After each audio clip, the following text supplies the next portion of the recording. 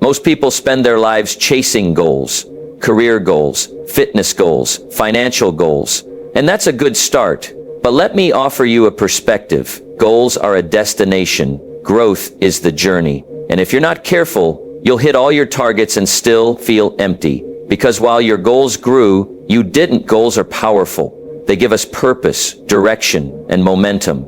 But they are also events. You reach them, check them off, and then what?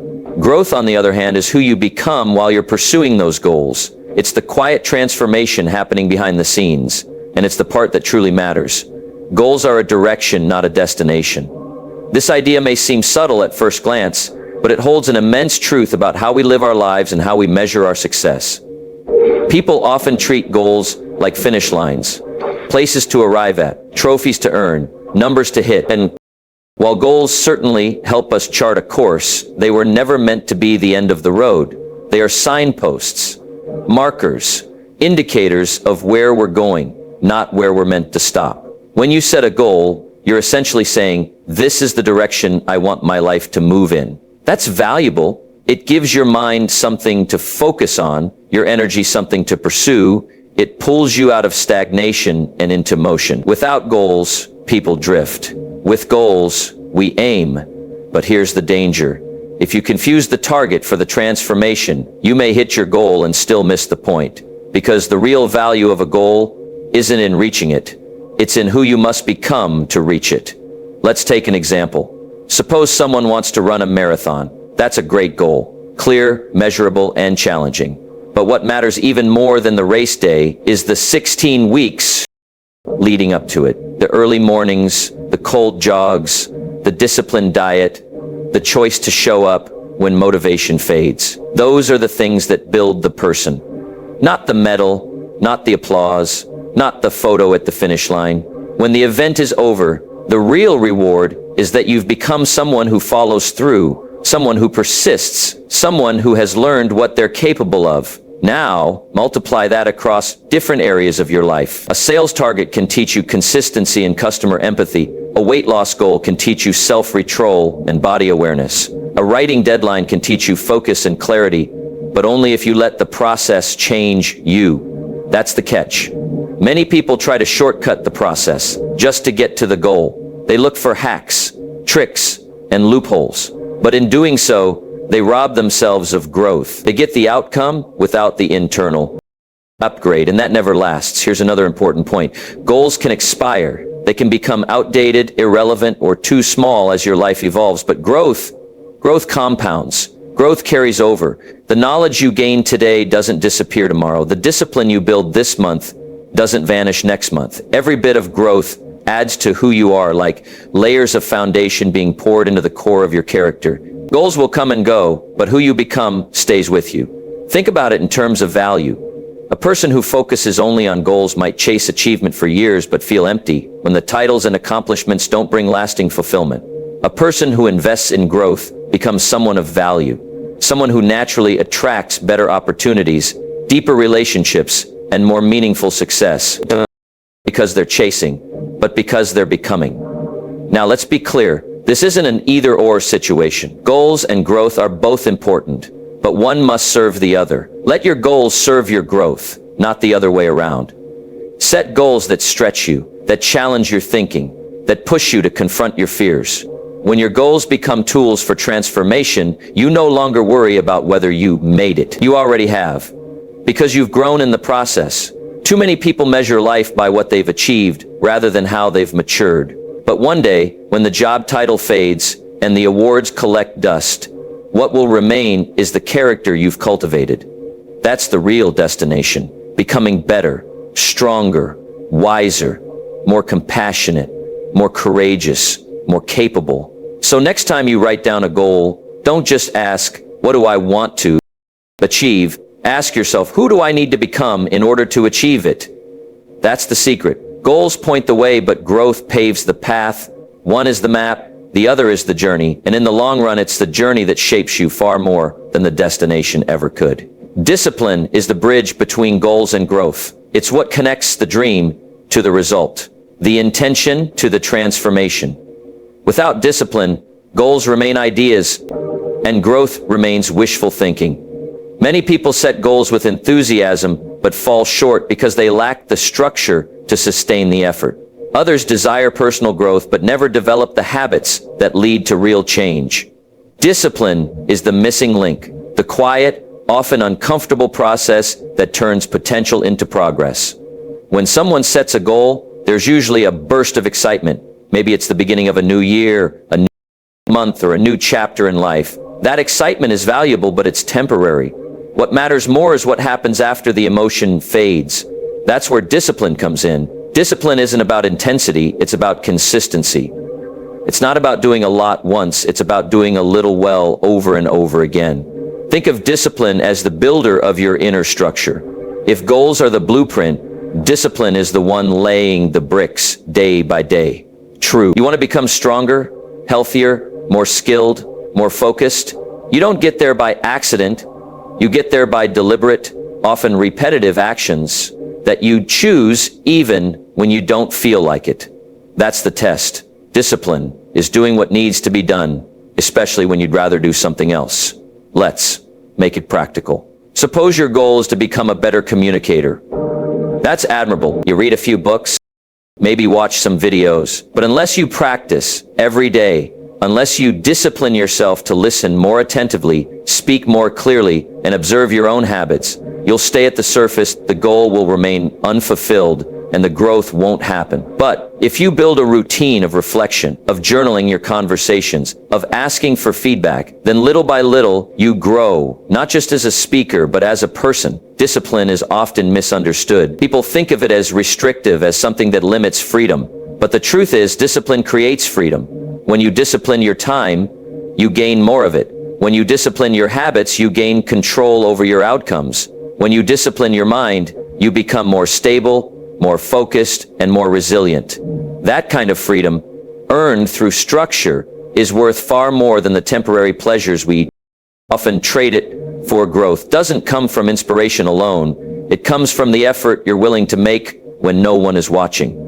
It comes from the decision to say yes to what matters and no to what distracts. Growth demands discipline because transformation isn't natural, it's intentional.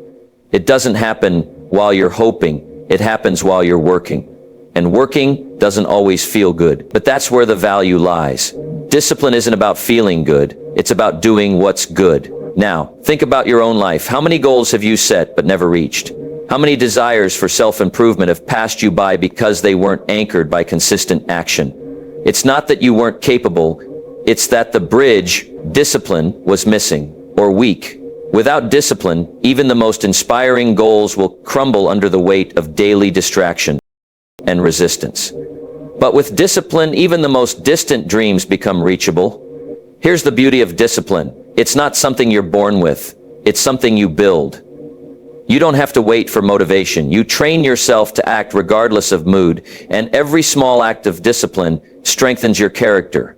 You build trust with yourself. You prove day after day that you can follow through, that you can overcome excuses, that you can be counted on by yourself first and foremost. That's the kind of person growth requires. Someone who shows up, who follows through, who doesn't rely on perfect conditions or fleeting excitement. Someone who builds the bridge brick by brick until they look back and realize they've not only reached their goal, they've become someone better along the way. So yes, discipline may be tough, it may be quiet. It may not be glamorous, but it's the difference between a life of intention and a life of regret.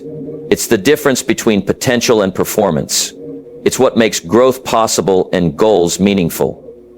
And once you understand that, you stop waiting to feel ready and you start getting to work. You said, don't just chase achievement, pursue development.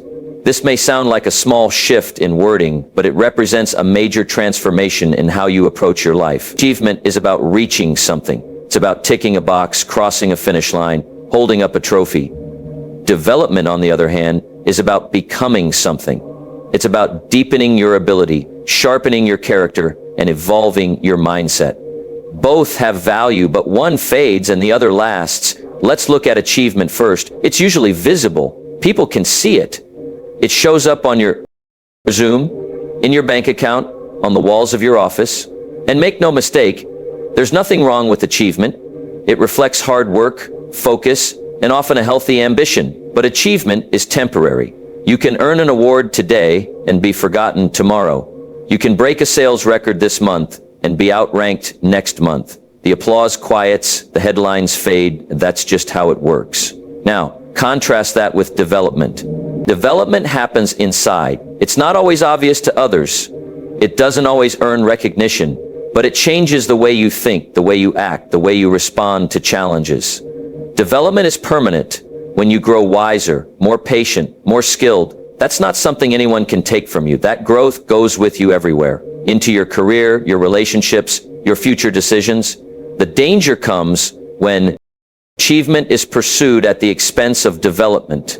It happens more than you think. People climb ladders fast only to discover the ladder was leaning against the wrong wall. They chase numbers, not realizing they're burning out their health, their values, or their families in the process because they were chasing achievement, but they weren't developing as individuals. The results came, but the person inside was collapsing. Truth success isn't just what you get, it's who you become while you get it. That's why development must be intentional. You can't just hope to grow while you're chasing things. You have to pursue growth the same way you pursue goals, with clarity and commitment. Ask yourself regularly, am I becoming more valuable? Am I thinking more clearly? Am I learning from this experience, not just surviving it? One of the greatest rewards in life is the self-respect that comes from knowing you're not the same person you were a year ago. That kind of change doesn't come from a single achievement. It comes from compounded growth. Slow, steady, deliberate. It comes from investing in your own development even when no one else notices, reading when others are scrolling, listening when others are speaking, practicing when others are quitting. Development gives you depth. It gives you stability. When the storms of life come, and they will, achievement can't always hold you up. A title won't protect your peace. A raise won't build your resilience. But development will, because you've become someone stronger, someone more adaptable, someone whose foundation isn't built on applause but on substance, found when you ask, what is this experience teaching me? How is it shaping me? Am I becoming better or just busier? That mindset keeps you grounded. It reminds you that the real trophy isn't what you hold in your hand. It's the person you've become in the mirror. In the long run, development wins, because development fuels every future achievement. The more you grow, the more capable you become. The more capable you become, the more naturally results follow. You don't have to fake success. You attract it by who you are. And that's the secret. Success is something you attract by becoming someone worthy of it. So don't just chase the next title, the next promotion, the next applause. Pursue development. Learn more, reflect more, discipline yourself, stretch yourself. Because the greater the person, the greater the possibilities. Achievements will come and go, but who you are becoming, that's forever. And that, what makes a life truly successful. Schedule growth the same way you schedule tasks. This might sound unusual to someone used to filling calendars with meetings, deadlines, and errands. But if you take a closer look, you'll notice that most of us are experts at planning everything except our own development. We make time for everyone and everything, but we rarely block out intentional space to grow ourselves. And that's a problem, because growth doesn't just happen. It's not automatic. Just like progress in a project requires planning, so does progress in your personal and professional life. You wouldn't leave your week open and simply hope a business deal falls into place. You make calls, send emails, follow up, and stay prepared. So why would you leave something as important as your growth to chance? Growth must be built into your routine, not once a year, in January, when resolutions are popular, not when you feel inspired by a podcast or a quote, but daily, weekly, with rhythm and structure. Think about how your day is usually structured. You wake up, handle responsibilities, maybe go to work, maybe tend to your home or your business. Throughout the day, you react to what's urgent, emails, phone calls, notifications. What's truly important, like reading, thinking, evaluating your habits, often gets pushed to the back, buried under what's screaming for your attention. But growth is rarely urgent. It whispers.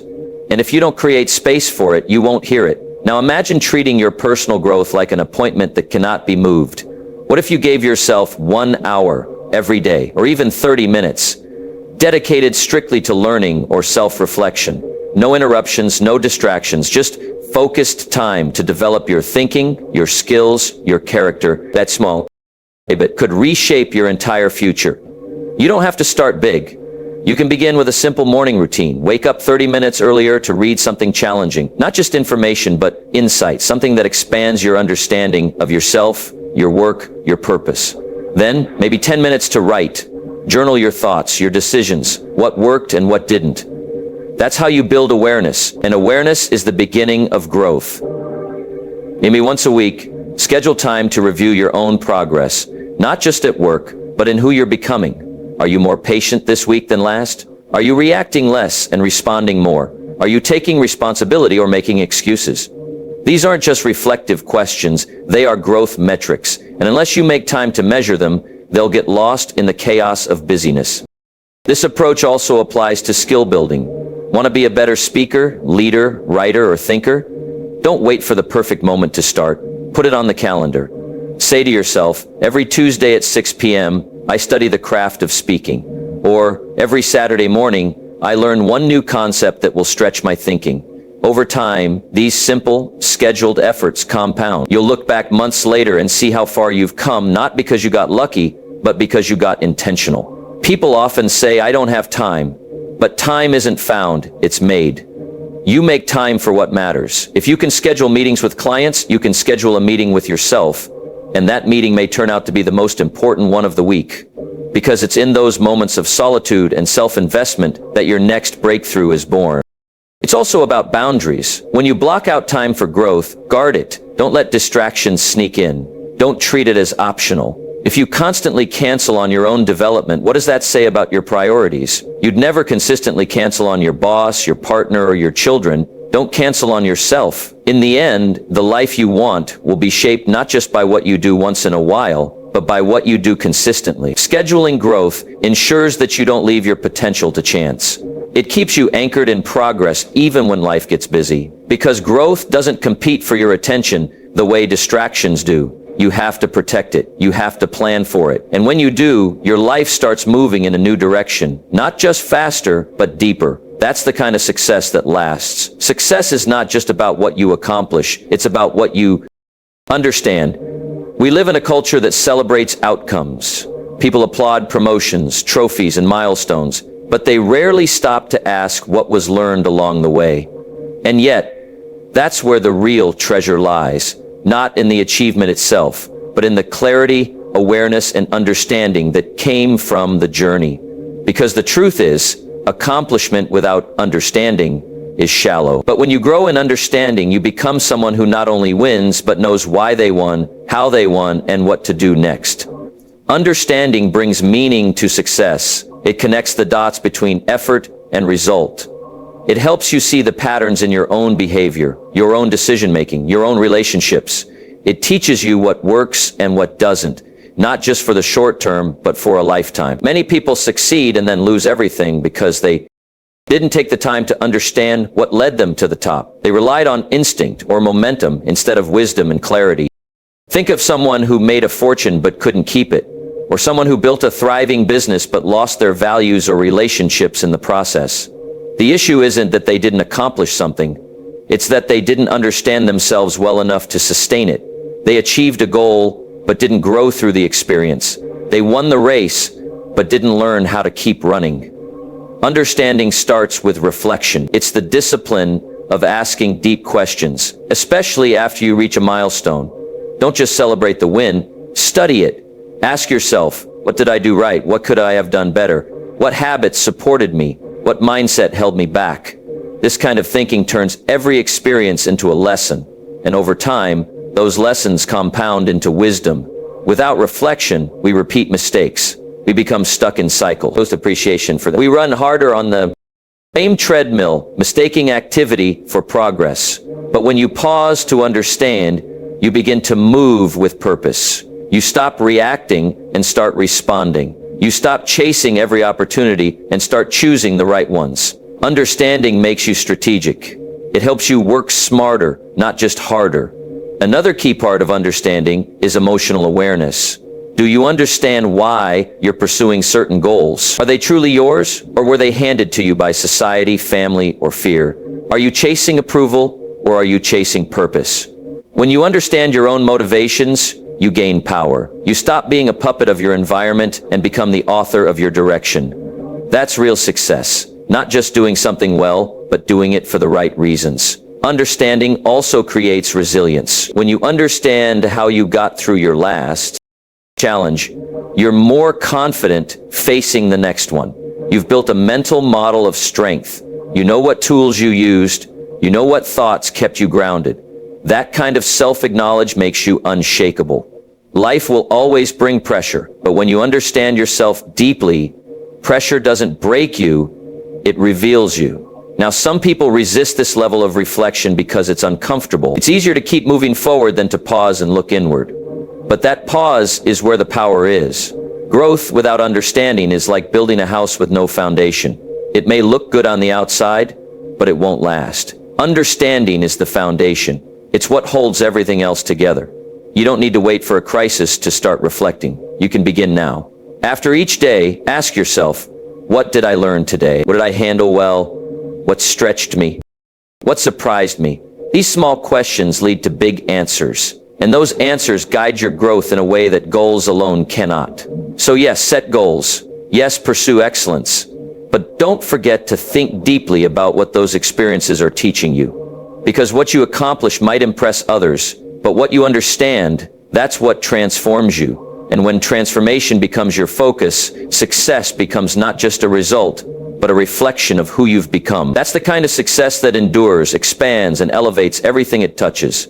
When you make time for growth, you become the kind of person who can handle success, not just experience it.